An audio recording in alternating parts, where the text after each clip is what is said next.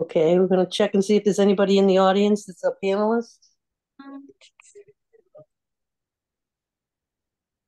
No, we have Michelle. Oh, there's Bob Jeffries. It's in the audience. Can you promote him or he can't? Yep, he'll be rejoining. Okay.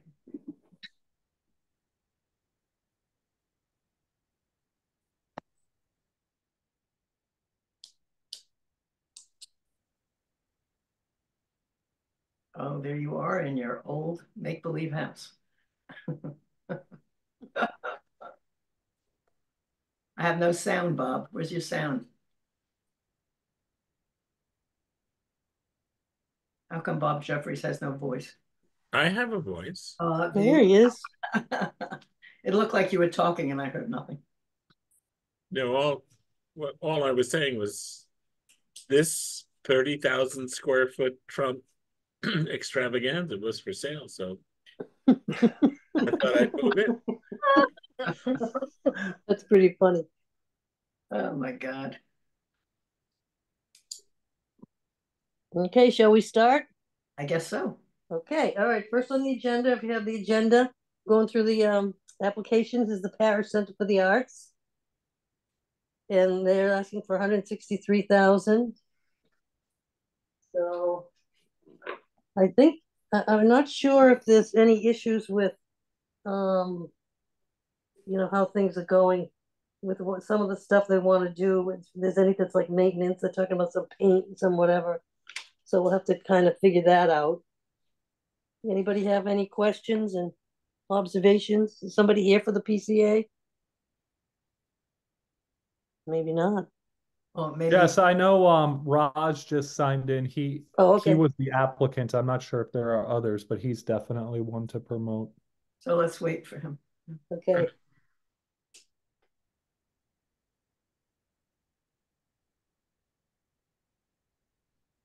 Christine, are you on a pad too that I can't see you? Oh yeah, I'm hiding. Oh my God. This is getting terrible. Hi, I heard my name. This is Raj. Hi. Hi. Okay, want to tell us a little bit about the project? Okay, we're ready to dive in. All right. Mm-hmm. Okay. Well, so the PCA needs a lot of renovation, and back in 2019, we kicked off an earlier grant application. We needed the bell tower needs significant restoration. The south wall needed restoration. The windows need restoration. So those were three of the main areas of concern. There were some other parts of the walls, east and north walls, etc. But so in the 2019 application, we focused on the south wall, the bell tower, and the windows. But in the course of events, costs have risen and etc. And then at the time, those were just estimated costs, and 100,000 just was not going to cover all the projects that we anticipated. So we did get the south wall done earlier this year, re-sided. The windows still need to be done. We have some funds left over. I would say about 40,000 of the original $100,000 grant is still left to be applied to the windows. And so we're applying for another, as noted, 163 this year to cover the bell tower and the remainder of the windows in the PCA. Primarily, those are the areas of concern, as I said. And so, and the windows are original in most cases, I believe.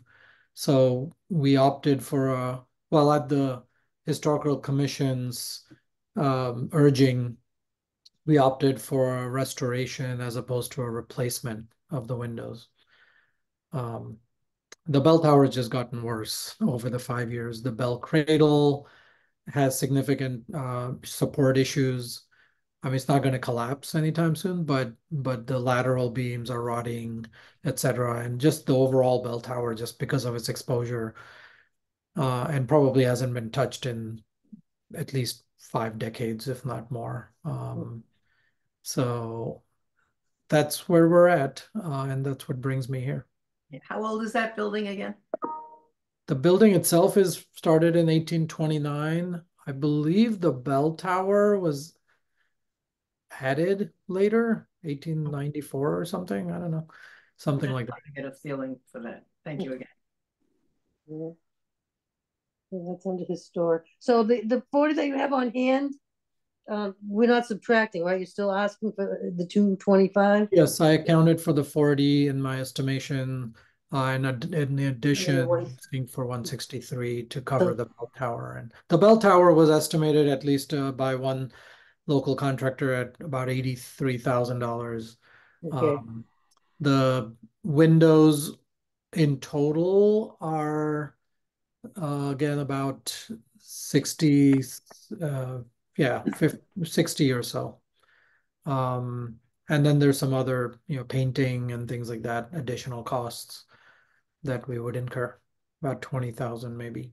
So it came out to about, actually my total was 200 something, but the historical commission said, put a break on it and let's go with the 163 right now.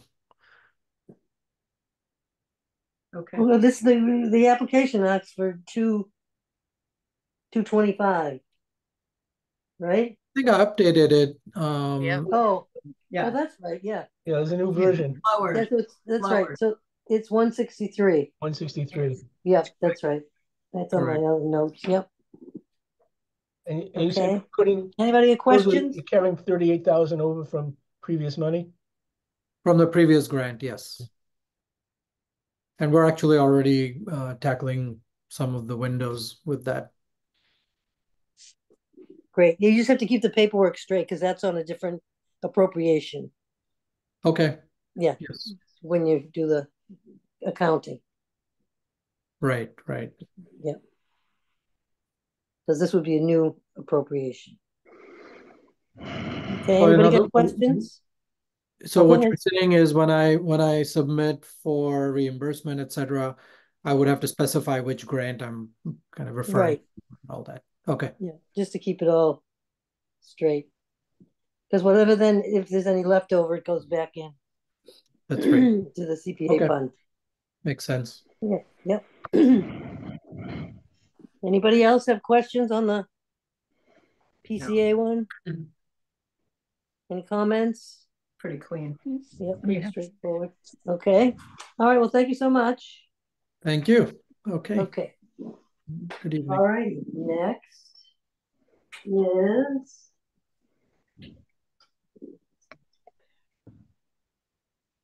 the Road and Bush tennis. 510K. Is somebody here for that? Yes, we have Kyle is here to present that, I believe. He's in attendance. We can get him promoted. Chris, who did you say? Oh, Kyle. Kyle. I got it. Hi, good evening, committee members. Thank you for having me tonight. I'm here to present the project to rehabilitate the tennis courts that are at Frost Road and Bush property. For those of you who don't know me, I'm the acting director of Public Works currently. So jumping into the project, the Frost Road and Bush tennis courts consist of 2 full-size tennis courts with a practice backboard. The courts are located in the center of town between the Road and Bush Community Center and the Frost Daycare Center. The project proposes to replace the existing failing courts with new courts on the existing footprint. We don't anticipate any additional impervious area. We will be proposing some soil improvements and repairs to the access stairway adjacent to Town Hall to make access better. Additionally, there's proposed pedestrian walkways included to improve the access to the facility. We're considering 2 alternatives for the project. One is your typical asphalt concrete court, and the other option is a slightly more expensive but more durable post-tension concrete surface to help improve the longevity of the project. And that's what I have to present for the project. I'd be happy to take any questions you might have. Hey, Kyle, I have a Anybody have question. comments or questions? Yeah, this is Robert. So are you doing anything with that backboard, the tennis where they, is that being replaced as well? Yes, it would be replaced in kind. Okay. And just from the access standpoint, are you talking about that long stairway that goes down from the Rodenbush, or is there a different, or? Yeah, exactly. There's so two things. There'd be additional pathways installed across the grass area to help facilitate wheelchair access more easily, and to repair the stairs that are kind of falling apart. That staircase that's kind of built into the stone wall. Yep. Okay, thank you. Hey, Kyle, I have Yeah, a question. Go ahead. The 510,000, is that projected to cover the more expensive concrete, or is that considered covering the asphalt option? It is, yeah. The concrete option, the estimate we have is about 508,000, and the asphalt version is about 477,000. But you said the concrete option would last longer. It would, yes. Okay. Kyle, Yes. can you tell me when these courts were actually put in? We'd have I- any idea. I don't. I can try and get that How old information they for were. you. Okay, that's all right. As long as- So the Rodenbush no longer, this is owned by the town now? Yeah, This isn't under the auspices of the Rodenbush anymore? these are town courts that support public use through the Parks and Rec Department. So it doesn't go through the Rodenbush? Correct. Okay, because it says it on the application. But I'm wondering if there's some issues with access, the stairway, and doing some of that stuff, if that's actually okay by the rules of CPA, but we can, investigate that and see. You can't do maintenance, and the problem with the recreation grid is, according to the law, there's two things you can't do, which is you can't support and rehabilitate on the open space, and then rec support. Rec says you can't support. So there's great discussion as to what means supporting a project that's in recreation. So we might have to look at some of that stuff, but we'll check with the coalition on that. Anybody else have comments or questions? Yes, I do. Go ahead. Do we have any other concrete courts here in town that we're using now? I don't believe we do currently. I also wondered, you were saying that we could have problems with access, but isn't that sort of a disability thing where if we have a pathway coming from the parking lot, people could get there more easily? Couldn't it go into some kind of? Yeah, that part's okay under ADA. Yep. Okay, thank you. But like repairing the stairs or whatever, some of that stuff, we just have to dig in to see if that's, acceptable.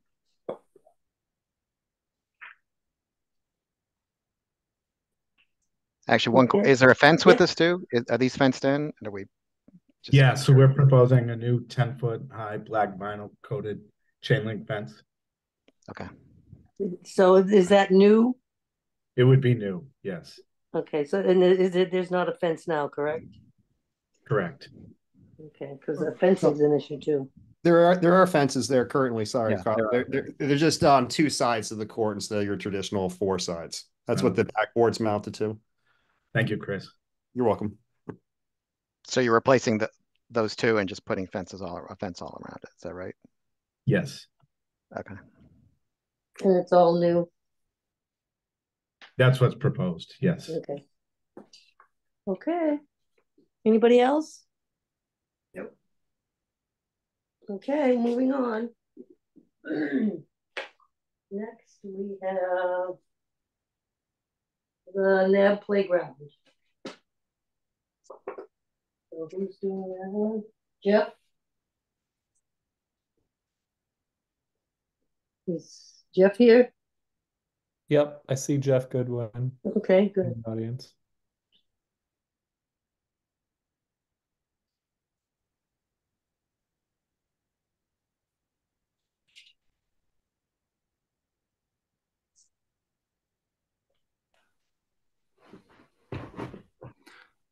Good evening.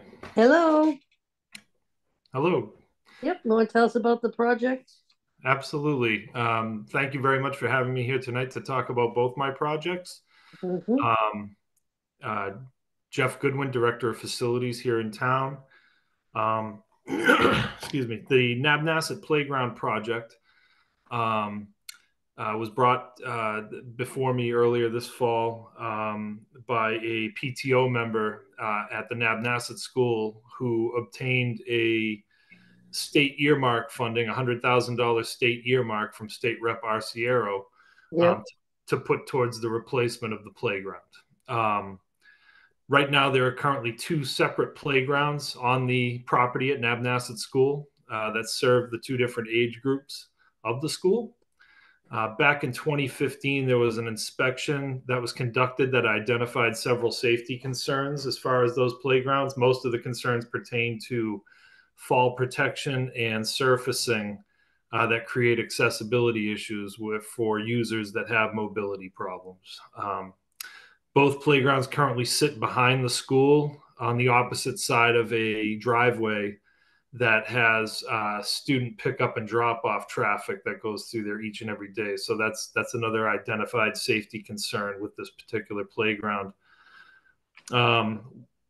Other issues that of concern are that the components are becoming very hard to maintain and replace because many of them have become discontinued.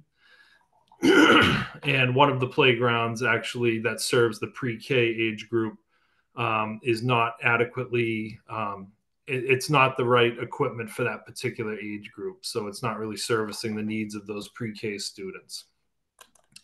The proposed project that we're looking at is the intent is to remove the two existing playgrounds and install a new consolidated playground that has two distinct sections for the two age groups.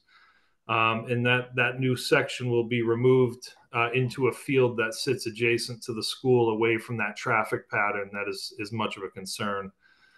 And the new playground, much like the Robinson project that we just completed with CPC funding, will be fully ADA compliant, which means it will have the rubberized PIP surfacing installed as part of the playground, and it will be fully contained with fencing. The total project cost is $725,000 is the estimated cost at this point. We are still very much early in the schematic design phase, and we're hoping to refine this budget and bring that number down. But right now, 725 is the realistic estimated cost that we're working with at this point. As I mentioned earlier, we did receive $100,000 in state grant funding, which will expire on 8/31/24. If we don't use it, we'll lose it. And that money will be applied towards the $42,000 of design funds, and the rest will be used as contingency for the construction itself. If we're approved for the project and it gets approved at town meeting, our proposed project timeline would be June 27th when school gets out, and to have the project substantially completed by November 1st, 2024.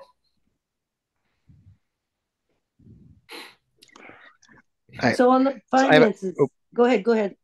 I was going to ask the same thing. Is the 100,000 part of this, or is it above this?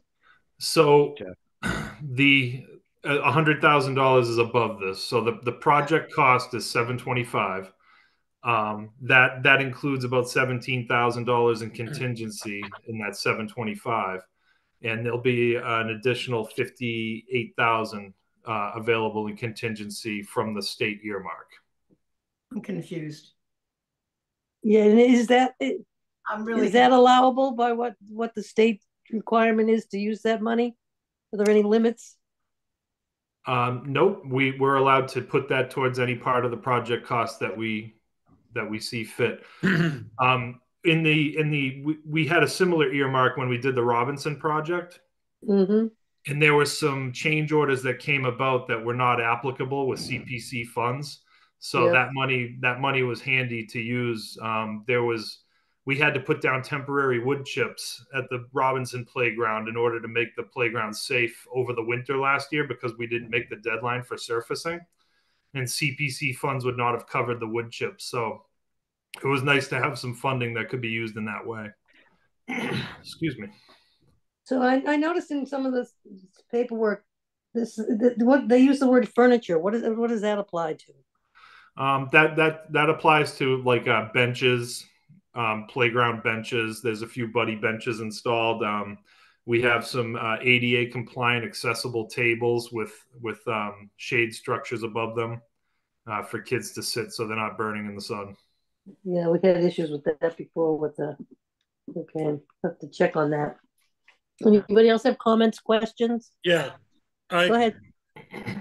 Are you talking about Old Nab?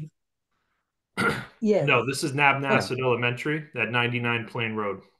And they have preschool there? They do. They have pre-K through grade 2. Huh. Okay. Thanks. Ready? Anyone else? Yeah, go ahead. Marilyn? I'm still confused. Forgive me for this. So the 100,000 is not anywhere in the 725. You're saying that 100,000 is being used for other things, and the costs that you still need on 725. My apologies, Marilyn. I understand why that is confusing. So that is correct. The $100,000 is not part of the 725 construction budget. The $100,000 is being applied towards the 42,000 of design funds that we need for the designer and engineer for the project. And the remaining money, which should be 58,000 roughly, would be contingency money for the construction project. So you don't know for sure whether you're going to need that 50, that other piece of money rather for the contingency fund. The remainder of the 100,000. I guess I'm surprised because usually when we see an application, doesn't mean there's anything wrong with the way you presented it, but usually when I've seen an application in my 23 years on this board, I see how that money is applied. So because you didn't tell us anything about that, my apologies. Now, my expectation was that your particular proposal here would be 100,000 taken care of, which is, I think, what happened with the money that Robinson got. So it's just a different way to look at it, but it puts in my mind that we have an additional $100,000 expense. You hear what I'm saying to you, Kyle? It's not right or wrong. It's just that the particular presentation is different than what I anticipated. Okay. My apologies. It's not an apology. It's just another way to look at it, but I never saw it this way. So do you put the contingent? Go ahead. Sorry. Though from my point of view, I'd prefer to see that as part of this. And maybe the budget is 825 and you're getting so much from the state, because it makes it a little bit easier for me to say we're not paying 100% of it. You actually did get money from outside sources to do this project. You're right. It just doesn't show. And I'd like it to show, because there is a line in here somewhere that asks if you got money from anybody else. There used to be anyway. Yeah. Are the schools into this for anything? No, not according to the application. Most of these projects all say, the CPA, the request is for 100% of the project. Right. I know we've gone around the mulberry bush on this. Now, I appreciate that these playgrounds, and I actually have a granddaughter that goes there, so I know what it's going for, and there is a community access piece to it, but there's also a primary educational piece, which they didn't ask for in their school budget, and I'm getting to the point where I'm just not liking what we're seeing. If it required money from the school budget, it should have been put in. It should have been included in an override if that's what they're asking for.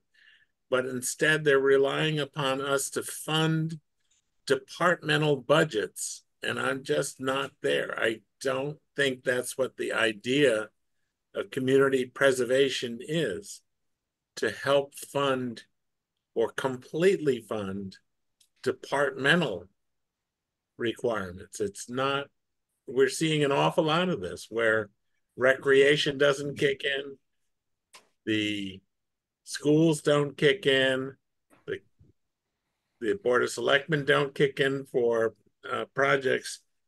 The idea here was to assist. And that's what I remember it, because I was the one that sold it to town meeting. Right. The idea behind this is that we are to apply additional funding to make projects for the community possible. We're not supposed to be the sole source. And I don't think the taxpayers thought that we were going to be sole source. If the schools need this money, they should put it in their budget and ask for it. Thank you. Yeah, someone's hands up. Yep, that's my hand. If I may address Bob's comments. Yeah, go ahead. Thank you, Bob. I think you make some good points. I just, for the purpose of educating the committee and anybody else that's on this call. So, Jeff is bringing this project forward. He's the director of facilities. He is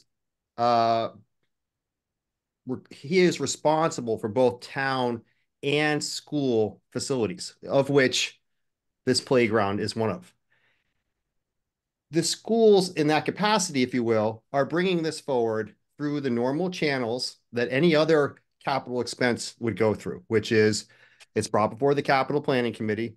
It gets evaluated against all the other capital requests that come in throughout the year.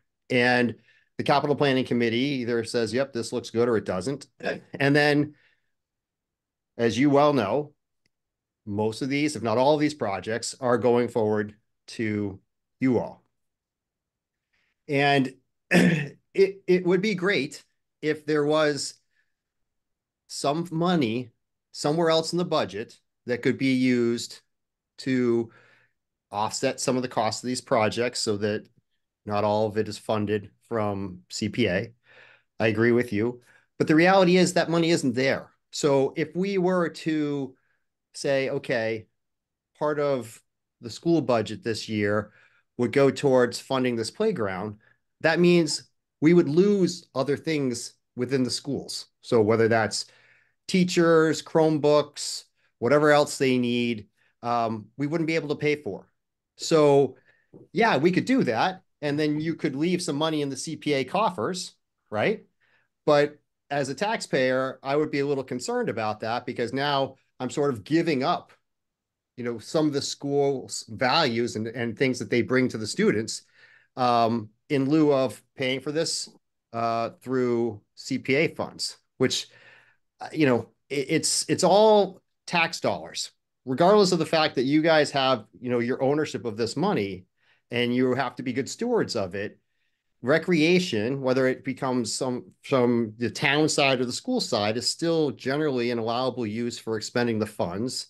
And we just don't have any money elsewhere to fund these projects. So you all can say, no, I don't want to pay for it, which would be unfortunate. And then it's not like we would magically find this money somewhere else so that we could actually fix these aging and facilities. And that's the unfortunate reality of it. Can I Well, if I respond to the may, reality of go this? ahead. The reality is you're not asking for enough money year to year. You're making a pledge every year to not raise any taxes at all. And you're shifting departmental costs off onto the CPA, which was meant to be an auxiliary that aided projects, not to do the projects. If the schools don't take care of their playgrounds, and they don't, and if the schools don't put in money for their playgrounds, then automatically it has to go to us. The idea that there wasn't any money for this and we would have to lay off teachers is a completely false notion. Mm-hmm. You didn't ask for enough money. You didn't ask for enough last year. I will go back to 1990 when we actually paid for all of this stuff. There was no CPA to fund it. Mm-hmm. And what you've done consistently is shift the burden over to the CPA to handle projects that you should be doing. And you've now taken it to the point where we don't even have the money to do it. Well, so if you want money for these things, ask for it in the budget, but you don't do that. You make a pledge instead to not ask for it in the budget. You've done this year after year after year. And now we find ourselves behind an 8 ball because you put us there. Why would And we I'm ask for tired the of it. money? Why would we ask taxpayers to pay more money to fund these projects if we already have that money collected through CPC? We don't have the money collected through CPC, and you know that. No, I It's do a know. false notion. Do you think we have 20 million? Do you think we have 10 million? We've already told you that you're asking for too much. When you get done with this year's thing, we won't have any money at all. And we have to start borrowing. So don't tell me that we have the money, because we don't have the money. You didn't ask for the money. And you're asking us to fill the gap because you won't go out and ask for what you actually need. If it's for the schools, it should be school funded. The community participation is because the community also uses these facilities. But to say it's entirely a CPC thing, and that's what the CPC is meant for, is a completely false notion. And I wish you would stop doing this. We are to aid in community preservation.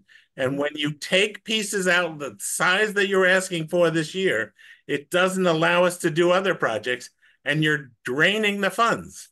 If we were forced with trying to come up with the money to buy a new large piece of property, we don't have it.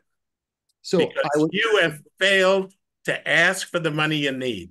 So Bob, I think, again, you made some good points. I think if the chair would allow, we can certainly go over the numbers so that you could see that the statements that you're making aren't exactly accurate. And I think it would be helpful for the committee to actually see some of the numbers so that maybe they understand, and maybe you would understand a little bit better about how these projects could be funded. You are right. We would have to borrow, and we would have to borrow even if they went through the town budget, because we can't ask the taxpayers for $10 million up front for these projects. We would bond these just the same way we bond all sorts of other large projects.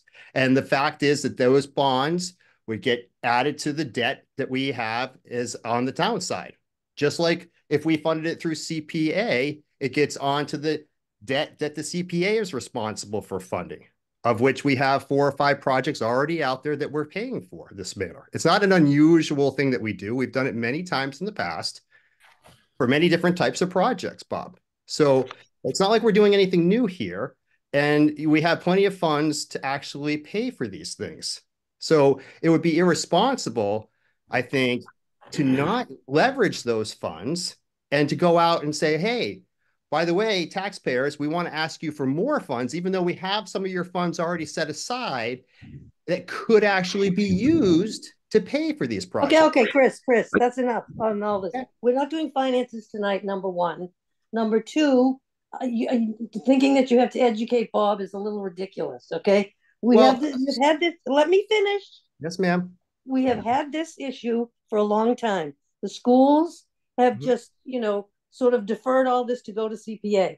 And we look at it through the long lens. If we spend all we have and bond a whole bunch more, what happens with the projects that come next year? The library needs windows. There's a lot of things coming down the pipe. When we started this committee, we didn't spend much money because we knew about East Boston camps. So we have a much larger, overview than you seem to be projecting. And I also take issue with you thinking that we're keeping money in the bank that we could be using on this. That's not the case at all. That's incorrect. No, enough. I don't want to go down this rat hole anymore. Because we're not doing finances. So Madam Chair, I think you're being unfair. You're saying that, but then you're saying, let's not look at the numbers. So how we're not have a meaningful conversation if we don't bring the numbers up? Because Chris, yes, we do the numbers after we have all the applications, and we have a meeting where we go over everything, and then we go through the finances and see what we can afford to pay, what we can't, what the experts think we should bond and can't, and then what kind of bonding cap we have. And if we bond a bunch of things this year, what do we have for next year? And what's, funding is, as everybody should know, state funding and funding in general is in a lot tougher shape than it was a few years ago when projects came before us. Okay. So that's enough for that. So I have another question on for Jeff, which is Now, in the application, this says it's going to a field adjacent to the school. Who owns the land that it's going on? School. School department. School department? Okay. Because it's important who owns what land when we put CPA money into it. Okay. Anybody else have any questions or any? I do. Go ahead. Marilyn, you can go first. Okay, I just want to make a general observation that I have. I think lesson from what's happening this year all across town, and this isn't anti-school or anti any of the projects, is that in everybody's budget, like in my own personal life, my house, I have always put money away, or I have money that I don't touch unless I'm dying. That means that if my roof were caving, or if the stove goes, or something goes, I have built in something to take care of it. I do think that capital in town and the select board perhaps, but definitely I think capital need to look at the different budgets all across town so that you build into your budget something in reserve for something that's going to fall apart. I think that's perhaps where we have faulted, and I'm not faulting anybody, but I just think that kind of a savings needs to be done in the town to address the things that are happening. So that was just a separate point that I have. I'm not sure that's being done now, or some of these things would be handled. And that's all I have to say on this. We'll talk money next week. Yep. So we do have a hand up in the audience too. Go ahead. Okay, Bob, Bob Jeffries, I'm gonna take issue, I think, with some of your comments. To me, this is not a school facility. It's on school property. It's used by the schools. It's a town recreational asset that is used probably about 80% of the time, not by the schools. If you consider weekends, summer, after school, it's used by the school, but you mentioned you have a granddaughter. To me, this is a town recreational asset. And asking the school to pay for that is short-sighted, in my opinion. Just want to say that I understand your point. I don't have a problem with maybe having them budget part of the cost, but to me, 70% of the time it is not used by the schools. Well, I think as Bob was saying, people are looking for the schools to put in something. That's been our challenge for years. I can understand that, but I think I agree with Chris. The money's just not there. And I think the fact that this is a town recreational asset used by, all summer long, after school, weekends, holidays, it's just, to me, it's a town asset that makes the town a better town and attractive to people to move here. Because I don't disagree with you. Well, what I'm saying is that the percentage that is community, we will fund. The percentage that is school needs to be funded by the schools, but that's not what they do. And the reason we don't have this money is because we've been put in a $30 million hole because they didn't ask for the money. This goes way beyond what the CPC does. This goes back to what is the actual educational program? How much is charged to parents now that used to be part of the school budget? And they failed to keep up with the budgeting, and they failed to ask people to actually pay for it. Every single year they take a pledge that they're not going to exceed what they had the previous year plus 2.5%. That never was going to work. So I'm not saying that they should not do this, but I'm saying the schools need to pay for the percentage that is school. I agree with you. Most of the facilities are used by everybody. But that doesn't mean that the CPC should be relied upon to pay for everything, because if we keep doing this, we won't be able to do anything. But if it turns out this gets rejected, I don't know that it will or not, you're holding the whole town hostage to that point of view, because now you don't have that playground. I'm not holding anybody hostage. I'm saying that when they ask for the override, they need to ask for the actual amount of money they need for departments. And instead of that, they're shifting it over so that we fund it to the point where we're bankrupted. Ask them how much they have in reserves. Ask them, what are they doing with the rainy day fund? What are they doing with any of that? What happened last year when we had inflation numbers? Did they do anything about it? Did they go back into any of their reserves? No. They instead came to the CPC to fund all of recreation, all of the school choices on these things. It's not the way to do it. It's a fundamental flaw in the way they're budgeting. That's all I'm saying. I'm not disagreeing that we should pay a significant portion of recreational facilities. I'm saying that the schools need to own up to it. The schools need to have a budget for actually maintaining these things so that we don't end up here every 10 years having to replace things that they should have taken care of. That's all I'm saying. It's not a disagreement. So you'd be happy if they said, we'll fund 30% of it out of the school budget, and CPC, we're asking for 70%. Absolutely, I would. Okay.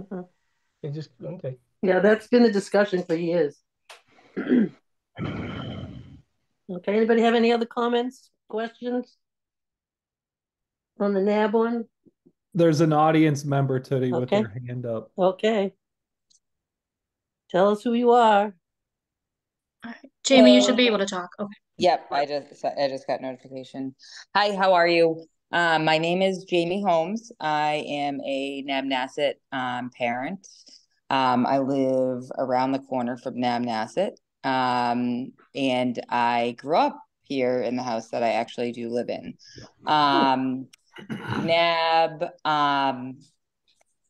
NAB is a special place. So as you know, and as I think Mike was just last talking, has pointed out, as much as this may tie to the schools because there's a school there, the Nabnasset playground is used by so many community members, from 0 to 90.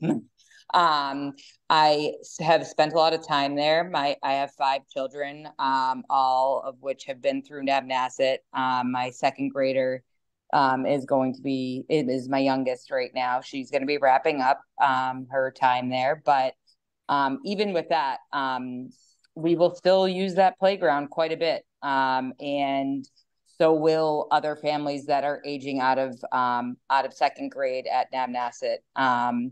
And, you know, between the people that live around here, the people that, you know, it's a pretty walkable, now that we have these nice, beautiful sidewalks, community to get to. Kids are always on their bikes, and all around, I think this playground, while I do understand some frustration, really serves much more than just the school population that is there.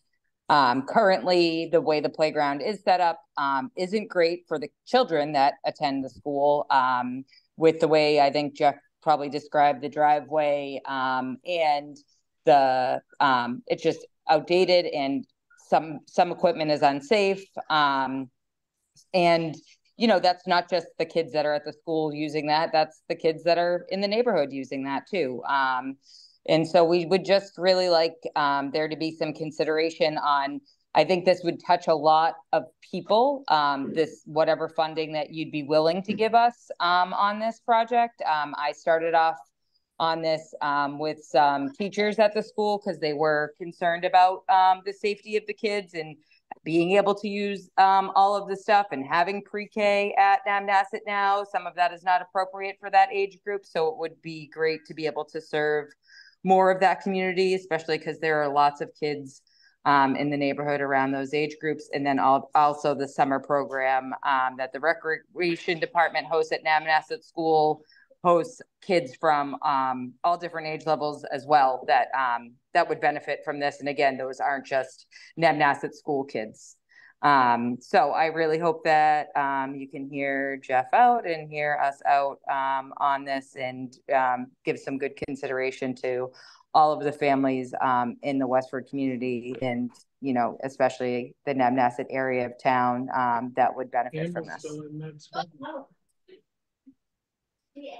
Thank you. Jeff, I have a couple of questions for you. Is there money every year in the budget from the school committee to maintain any facilities such as this at all? Or is there $0 budgeted for that? The great question, and I think I spoke to this last year when I came about the Stony Brook project. I've only been in town for a couple of years. I can't speak for how the budgeting has been done in years past, but I know that I just brought a really great project to completion at the Robinson School, and I've already got in my outlook in my 8 year to 10 year plan that I need to resurface certain parts of that project, and the ongoing maintenance of these amenities will be budgeted for in the future as long as I'm at the helm of this department. So there is a commitment from the school department and facilities to make sure that we're doing a better job being custodians of these playgrounds, courts, whatever it may be. So, but there's no money available to you, whatever money you have access to supplement or pay part of this National Playground, even if it's $25,000 or $50,000 or anything of that sort. That would be a question that I would have to take up with Dr. Chu and the finance director of the schools to see what I'm allowed to do, what I'm allowed to take out of my operating budget to put towards the project. I'm not saying it's impossible, but I don't think it would be responsible for me to say that I could make that decision on my own without consulting them. Because to Bob's point, I think everybody might be a little bit more inclined to say, hey, if they're coming up with, let's say $50,000, I'm just throwing out an arbitrary number. So instead of 725, we need 675. I mean, it's still a lot of money, but it shows an attempt to partner with the CPC in that sense, and it kind of gets to Bob's point a little bit, probably not as much as he'd like, but still it shows a partnership attempt. That's just my point. And one other question, let's say you had less money, can you do anything modified if you got, say, $500,000? Is there a possibility to build a not as good a setup, but something that would still be beneficial to the community? Yep, and as I said, and I apologize if I didn't make it clear enough, that we are still very much in the schematic design phase of this project, and I'm still shaking out the final figures, but we were able to find value in that Robinson project, and our intent is to return that remaining money to the CPC. There's no doubt in my mind that I will be able to bring this project in less than 725. I don't want to run into the same problem that my predecessor did when he made an initial ask of CPC, and then once he got the project bids back, he had to come back and ask for an additional $139,000. Forgive me if that number is not completely accurate, but I believe it was 139,000. I really only wanted to come to you once and ask one time. My intent is to bring this project in under this number. Once again, we do have the 100,000 that there will be a significant sum left of that can be applied towards the construction as well. But like any project, you need to go into it with contingency. You're never sure what you're going to run into. Right. And I'd rather come back at the end and return money to you than have to come back and say I didn't have enough to complete the project. So, okay, thanks, Jeff. Yep. I'd like to say something. In general, I think all these projects are worthwhile. I don't think we're saying these projects aren't worthwhile, but when you're juggling a lot of projects with limited funds, something has to give. So it's not like that this one isn't a good one. I think the kids like the playground. I think it's wonderful, but this one might not be able to be funded totally, or it may. So I don't think anyone should take it personally that this is a bad project. It's a great project, but so is the parish, so is some of the other ones. So we, at the end, when we go through the whole thing, we get to decide maybe which ones are more critical than others. That's all. I mean, it isn't a decision about what isn't worth it. But certainly I don't want people going away thinking we don't want playgrounds. But I think we definitely have to find ways of funding them so that they will pass a town meeting also, because that's also another contingent of this, that all of this has to be passed. Yeah, and to that point, we always have to keep in mind too that we have to sell this at town meeting. So there's a lot of projects with a lot of big numbers. I don't know if people have been going to the town meetings in the last few cycles, but the tenor of the town is very different. And especially when we had the gun one there are a lot of people who are, shall we say, more conservative in terms of spending money. So, they can't, add to a project, but they can certainly reduce it. So we can take a vote and they can take $300,000 off this project just with a vote. So that's, that's some of the process stuff that we juggle as well.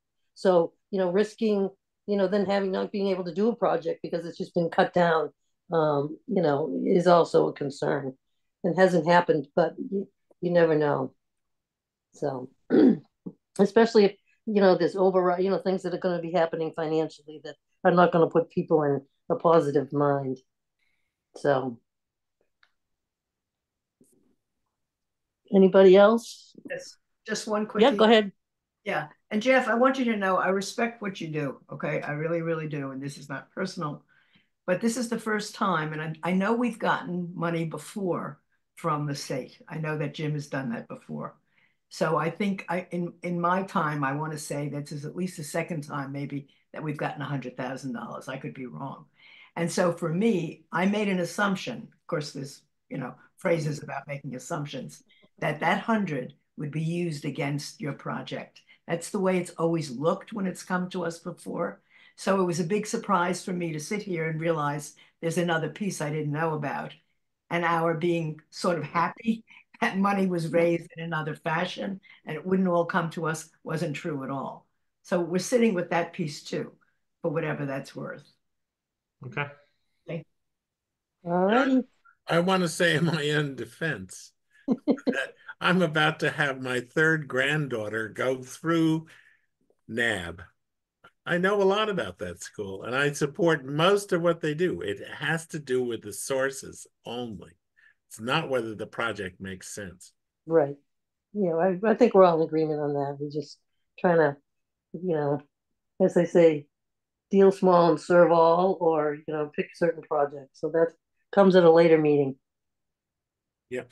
Okay, are we finished on this? Anybody else have any other things to add for Jeff? Okay, moving on the agenda. The next one is the Legion Fields. So is that Kyle? Yes, that's Kyle. Okay. Okay, Kyle needs a raise. Oh, we have no money. Oh, Lord. Hello again. Thank you. Hello. Can you hear me? At least you're still smiling, Kyle. Of course. So thank you for letting me present this project to you. It's a really, it's a big project, but it's a fantastic project, and it would be a great improvement for the town. So the American Legion Graniteville project plan and cost estimate are based on an approach that improves site safety, traffic flow, user experience, and accessibility to the facility, while also preserving the parkland feel and supporting the development of the rear parcel as a future phase. The broad strategic approach that that our designer has worked with us on focuses on widening the existing single lane road access to a full 24-foot dual lane road, paving and striping the existing parking lots, which will have the effect of improving the flow of the traffic in the facility and also increase the amount of spaces for cars because it'll better control how people park, and adding additional parking lots near the courts and batting cages in the G1 and G3 diamonds. These improvements will have a positive impact on the overall project layout, concern about traffic and parking availability during high use seasons, and are well worth the town's collective consideration. This is an important open space and active recreation hub for Westford, and improving pedestrian access is also critical to serving our residents for generations to come. The plan includes accessible routes from the park entrance and parking lots to all the sports courts, diamonds, the spectator areas, and the playground, ensuring accessibility for all who visit Graniteville. Creates an inclusive and equitable sports environment so all may compete or spectate. Pedestrian safety is also paramount, and that can be seen in part with the proposed raised tabletop crosswalks, designated handicap parking space with curb cuts, and paved sidewalks are also included in the plan. Public convenience facilities such as multiple porta potty locations and a dumpster location have also been designated in the park. The proposed changes are foundational improvements and the best interest of the town and the project for the long term. At a sports recreation level, the plan features many refurbishments to the existing sports fields and upgrades. These include new tennis courts and basketball courts, improved batting cages, a relocated G3 field, which will allow us to widen the entrance roadway and standardize the outfield fence at 200 feet to meet standard regulations, backstop fence and player dugout improvements as well. And also the similar improvements on G4, 5, 6, and 7. We're also proposing new lighting for G5 field, which is a baseball field, and G7 field, which is a softball field, which will allow more use of the facilities for tournaments and convenience for residents. So that's my presentation, and I'd be happy to answer any questions you might have. People have questions? No. So yeah, sorry. I was just gonna say, has anybody looked at the application? I guess I'm trying to. If we had to, I guess I don't know if this is a fair question, but just prioritizing, like this is a big ask. So Yes. So is it something where we said, well, we could do the tennis courts and the basketball courts now, and I'm just trying to figure out what would be the best way to sort of get this through, but I don't know if you can even answer that, but it's just a thought as well. As I know that the Little League or one of the teams was giving money, but I think it was for something else other than this. There was money being given. And that's just important as someone who was, I was on the board of the Westford Youth Soccer, and when we did the nutting fields, there was definitely large sums of money given by the soccer, and I believe also the lacrosse teams as well. Yep. So I think that precedent has been set, and I think, and my kids played. My son was in Little League, so I definitely see the value. I'm just trying to figure out how to do this in when funds are tight. Thanks. Right. Anyone else? Could we address Robert's questions? Yes. Thank you. Yep. Sorry. So it's a great question. And Kyle and I have given it some thought. So knowing that the $6 million is large, and that we are facing a tight budget, and concerns about how that would impact the CPC's ability to fund future projects has all been part of the calculus that we've been trying to work through over these past several months. We do have. We call this part of the project phase 1. Phase 2 is the back half of the parcel that's not developed currently. So we have talked about a phase 1A, if you would, that would include a portion of what we're looking to do within phase 1. The downside of that approach is it will just take longer to implement. It will be more interruption to the users. It will cost more. Because every time we have to remobilize, when that costs more money. Every time we have to delay a project, we have cost escalation. So there is some consideration to sort of getting it done in this phase 1, phase 2 approach that we've talked about. But we do hope that if the committee feels so strongly that this ask is not something that they want to support bringing to town meeting, we hope that the committee does allow us to bring forward that 1A option. And we'd be happy to do it at your next meeting if you'd like. We could talk about it this evening if you'd like as well. But we do have something waiting out there if that's the committee's direction.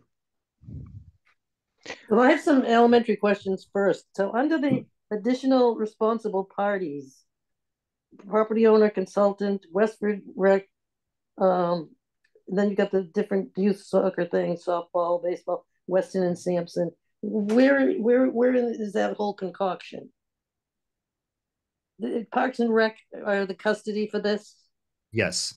Okay, and so how do all these people play in that are in that sign, that on the first page of the application? Additional Weston, responsible parties.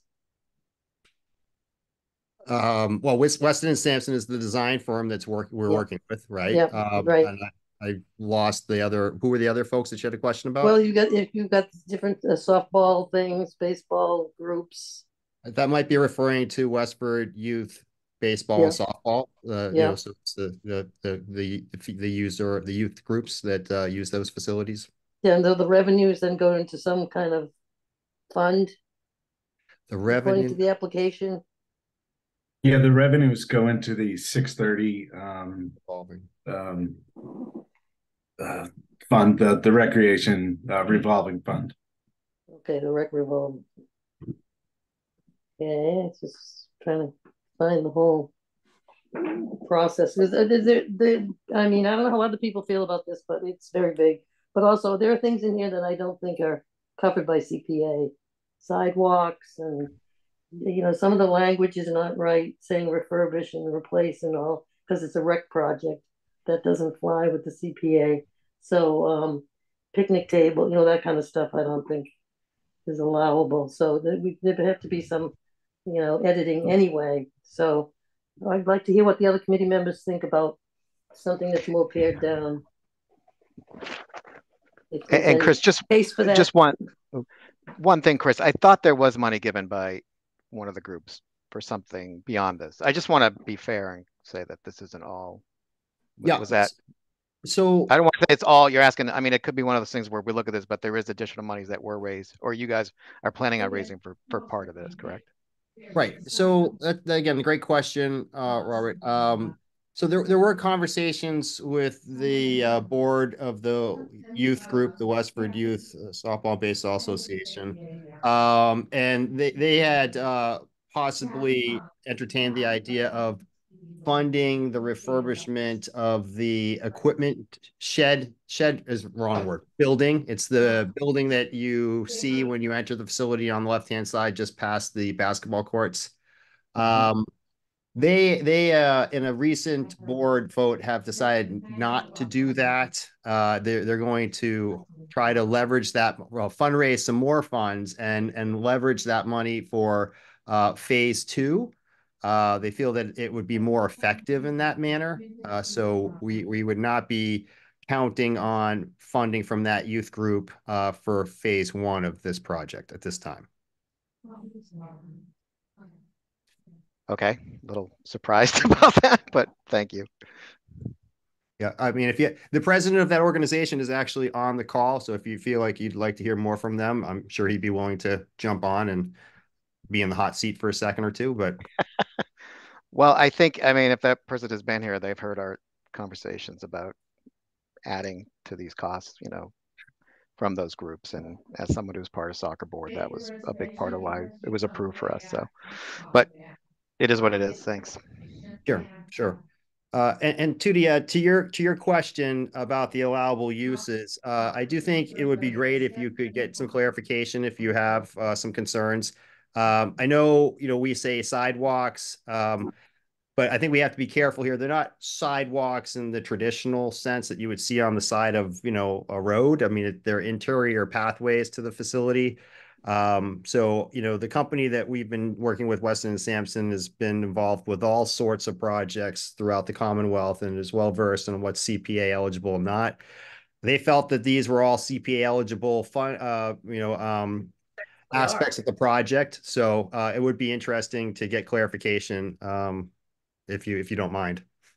Yeah, well, I deal with the coalition and as well, and there's some things in here that are not kosher. If you could get that clarification as quickly as possible back to us in writing so that we could modify a subsequent request, that would be greatly appreciated. Okay, well, I'm still trying to hear from people if they want this modified at all, or they want to just deal with it as it is. Yeah, one thing I'd rather see us, rather than us bonding this, I'd rather see them phase this, take a starting position, work on it, come back next year and do it, and we can watch it grow over time. because I'm not sure we have to hit this. But I have a real fundamental question here. We see a declining school population, which a lot of people say indicates we should be cutting the school budget. And yet we have an increasing youth participation level. Is that true? I just don't know. I'm asking the question. If we've got less students in the schools, how do we have more kids in the programs? Is that the case? Well, I think you're seeing a lot of people doing homeschooling these days compared to the way things used to be. Not that. Yeah, I don't think that covers it. I need to know numbers here. I don't have any numbers, but I know from people I've talked to, there's a lot more homeschooling going on these days than there used to be. But I don't. Sorry. Yeah, Go ahead, so sorry. I just want to answer those questions. So there were, I think, 4 letters of support that came in for this project from the Youth of Softball and Baseball Association. So hopefully Jesse or Marilyn or two to you were able to forward those to the rest of the committee members. In those emails, those board members have spoken about increased enrollment in their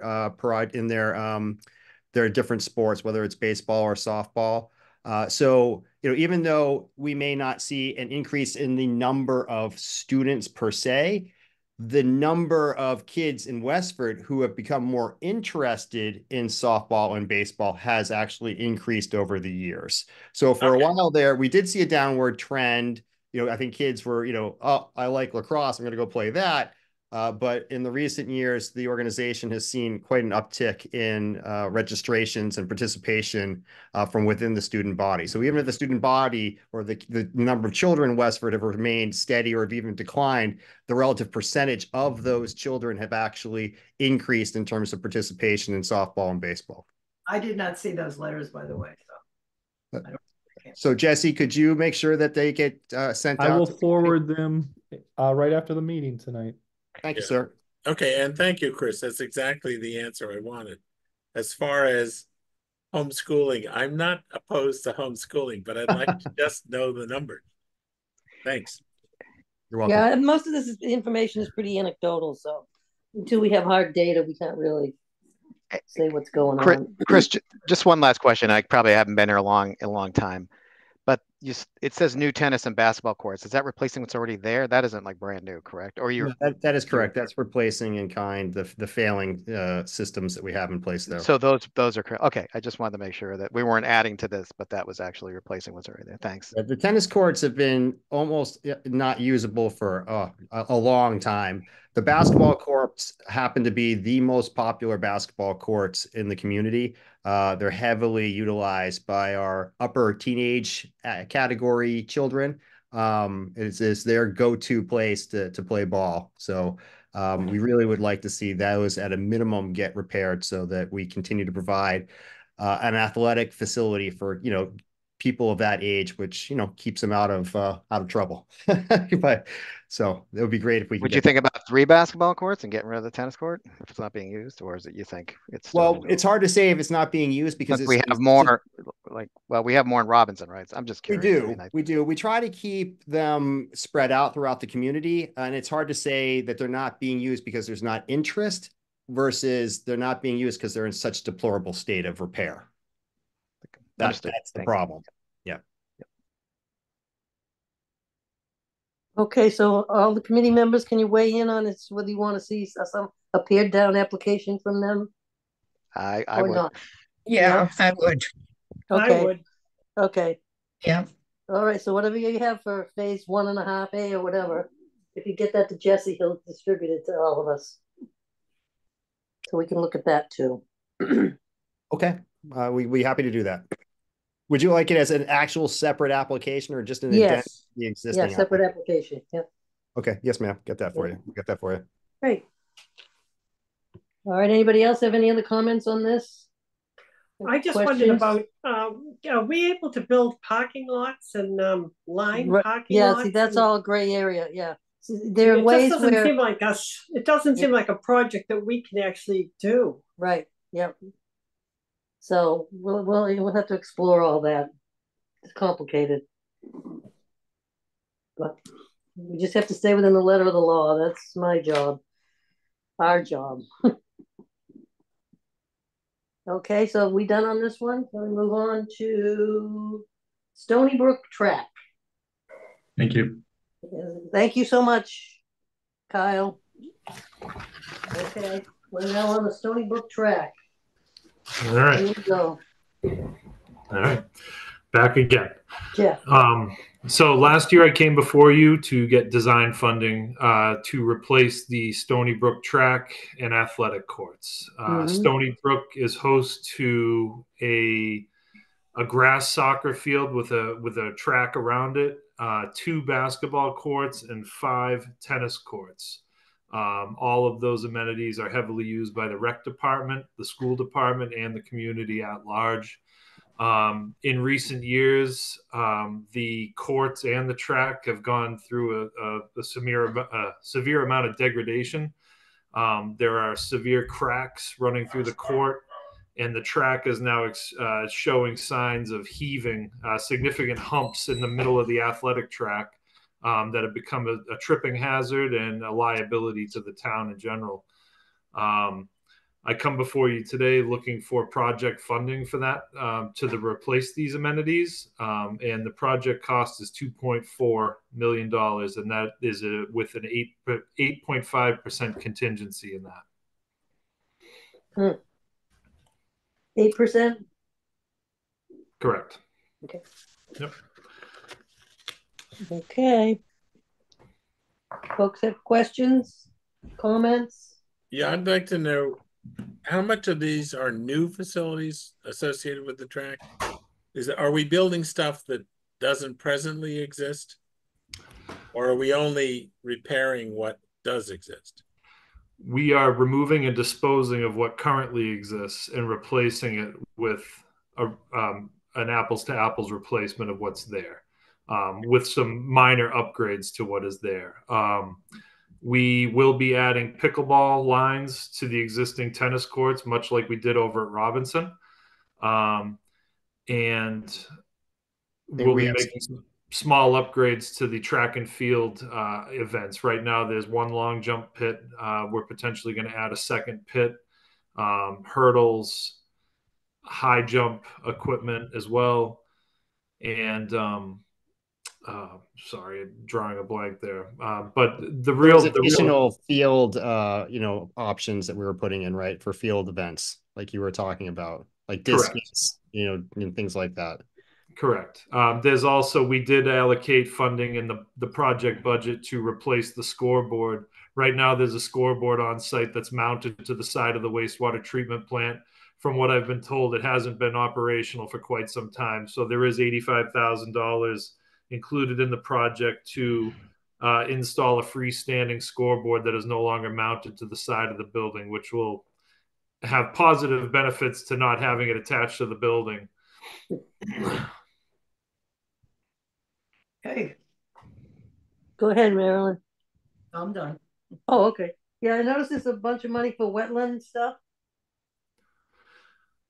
A wetland delineation. Yeah. That was part of the project design phase, which they've already started working on that. There are no wetlands that we need to contend with there. Part of the property does abut some conservation area. Yeah.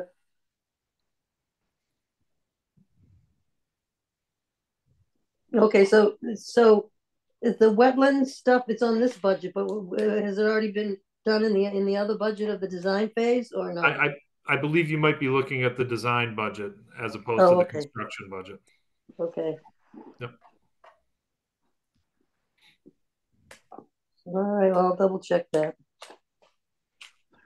Okay, anybody else? This doesn't have lights, right? No, it does not. We did get pricing to see what it would look like putting lights on the field, and where there is no existing electrical infrastructure, we'd be looking at an additional $500,000 to add lights to this field. So we've decided not to move forward with lighting as part of the proposal. And just with the paving surfacing A and B, what's the difference there? I see high jump, triple jump, high jump, long jump, triple jump, track. Number 8 on your. Yeah. Or am I reading that wrong? I'm trying to remember. So anytime they mention bituminous concrete, that's really just a generic term for asphalt, paved asphalt. So that's any of the surfacing underneath the basketball courts, tennis courts, around the track, and then the areas at the end of the football/soccer field, they refer to that as a D box area, and those are where your track and field events happen. So there will be areas under the high jump pit where there's going to be some asphalt surfacing under there with that rubberized sports coating on top of it. Okay. Does the Stony Brook have a nice program for field and track? I see the cross country team all the time, but I'm just not aware of what they do there. So it sounds like they've got a pretty good track program. The school track and athletic department does use it. I apologize. I invited Jeff Bunyan to be here tonight to speak to that point, but he had knee surgery today, so he could not be here. I don't know if I could adequately describe to you the extent in which they use or what grades utilize the track, but it is heavily used by the schools, the rec department, and the public at large. I see people out there on the tennis courts and the track all the time. Yeah, I can actually answer that question, Jeff, if you don't mind. Okay. Yeah, so the schools, both middle schools use that facility, both from a cross country perspective and from a track and field perspective. So in the fall, it's cross country, and then in the spring, they have track and field. And I will say that, I actually have two kids in middle school. One runs cross country, and one runs track and field. Westford is at a little bit of a disadvantage when it comes to middle school sports in terms of track and field. As you heard Jeff mention, we are looking to enhance the facility slightly by adding the ability to support, additional track activities that our kids are not able to compete in today. So when we go to other schools who do have these facilities, or when they go to the state track meet, we can't participate in those events because the kids can't be trained on it. And this impacts them as they move forward into the high school area as well. In addition to the schools using this, we have a private entity that partners with the rec department, the Nighthawks Group, which has been a long time partner, which runs both cross country and track and field programs out of that facility as well. And as Jeff pointed out, it is heavily utilized by the community in terms of just a place for residents to get out there and do some laps and get out there and get some exercise.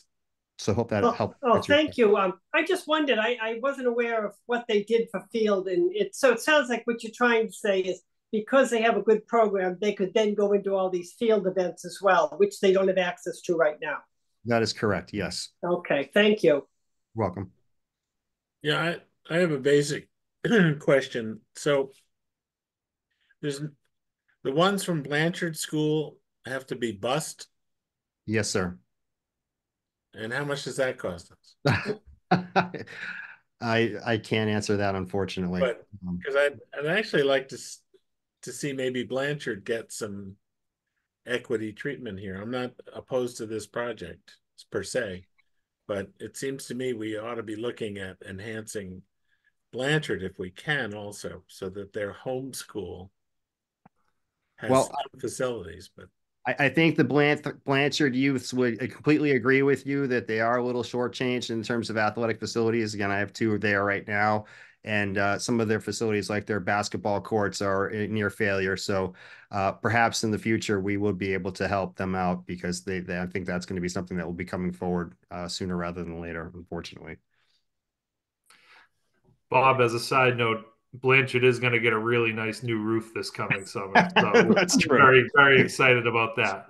I'm sure the kids are so much excited, Jeff. I don't think that doesn't move the needle with the kids, but I know I'm excited. Just put the track up there. Okay. There we go. Yep. Okay, any other questions or comments on that? That's a 2.4 million, I think. We're into the millions like a bag of chips now. So anybody have anything else to add or question on that? Because that concludes the first phase of going through the applications, and then we're going to get a new one from the Legion project. So we'll put that one on next week's agenda in general discussion. And Jesse will have some financial stuff, do we know? Yep, I can have that. Yeah, good. If Dan can come and you, and we can see the whole financial picture, shocking as it is. Okay. Good. All right, are we ready to finish up? We have minutes to look at. Okay. Oh, yeah, that's right. Can I ask just one question? Sure. Tootie? Yep. And I hate to go back, but the one for the First Parish, Yep. that project, I think they included, and I just want to know what they included, the Fellowship Hall in there, and that in that study, but that's not a historic building. Right. So it's Right. just something, and I don't know how you break it. I mean, Yeah. it's just a thought. And I don't want to lose that thought. I just want to kind of Right. share it with the group, No, I hear you. You're considering right. who I represent. So I just have a concern more about that because I don't think that's really Yeah, in that's not sort of the, historic. yeah. And when we did the town hall, we had to keep separate for what was new and what was being historic preservation. So I hear you. I do have a Okay. note on that, I think, on my application anyway. I don't know whether or not they can break it out or if we can Right. break. I just don't know. I just, I Right. just want to be fair. Right. Thank you. No, that's right. That's a good point. Okay. All right, now we're on to old business. The minutes. Anybody got any changes to the minutes? No. You have 2 Okay. cents. All right, someone make a motion to accept the minutes? I make a motion I'm- to look. Marilyn? I second it. There's 2 Okay, sets. I'll second. There's 2 sets, so we're looking at Yep. January 16th. Yep, we're doing the 16th. We'll do them separately, just in case. So all those in favor, put your hand up or say aye. Aye. Any opposed? Abstentions? No? Okay, that passes unanimously. Okay, now we'll move on to the next one, last week's. We had to hold those, so we'll have to bring Oh, I those was wondering next about week. that. Yeah, we You didn't said get you them had them sent all- out yeah. in time, so. Okay, all right, that's fine. Okay, any new business? Anything, anybody? No, just on your Jessica, mind? you gotta give us those numbers just a little bit bigger. Yeah, yeah. I'm gonna make them huge for you, Marilyn. We'll get them on billboards. Never a mold. Okay. All right, so then we'll meet next week and we'll start our discussion, see how far we get on these things and review the revised one and see what happens. Okay. Everybody All good? right. Yeah. All right, got a Okay. motion to Yep. adjourn? So moved. All right, somebody seconding it? All right, all those in favor? Aye. Aye. Any opposed? Abstentions? Okay, it's unanimous. We're done. Thank you all so much for all your time and Thank you, input. everyone. Thank you. Good night. Bye-bye. We got a big job ahead. Thank you. Thank you.